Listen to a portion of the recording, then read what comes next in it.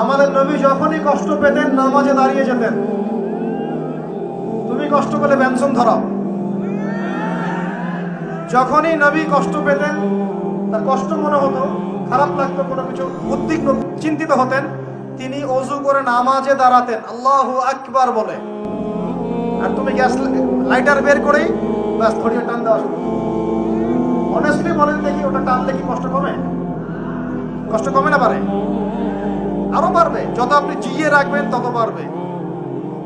একটা মজার কথা বলে আমি আস্তে আস্তে শেষের দিকে যাবো, আলোচনা কিন্তু লম্বা হবে না, রমাদান দিয়ে শেষ করবো। শোনেন, এক ব্যক্তি খুব বেশি কাঁদে, তো ওই ব্যক্তির সামনে গিয়ে একজন একটা কৌতুক বলছে, কৌতুকটা বলছে, সে ব্যক্তি বলছে আমি এই কৌতুক বহুদিন শুনছি, এই কৌতুক শুনে আমি অনেকদিন হাসছি, একই কৌতুক কতবার আমাকে শোনাও।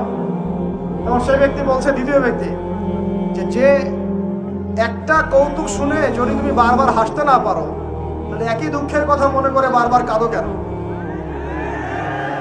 কথা বুঝতে পারছেন না?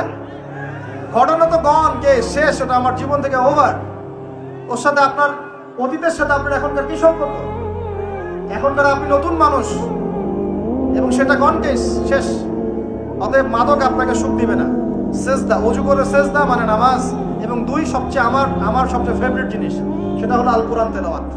আল কোরআন অর্থ বোঝেন চাই নাই বোঝেন, আপনি তেলাওয়াত করতে থাকেন, মনের সব কষ্ট চলে যাবে। এমন একটা শান্তি ফিল করবেন, এই শান্তির কথা যদি ওই যে পশ্চিমারা জানতো না, তাহলে এখানেই বোম মারা শুরু করতে পারে। কথা বুঝতে পারছেন? আল্লাহ আমাদেরকে বোঝার তৌফিক দান।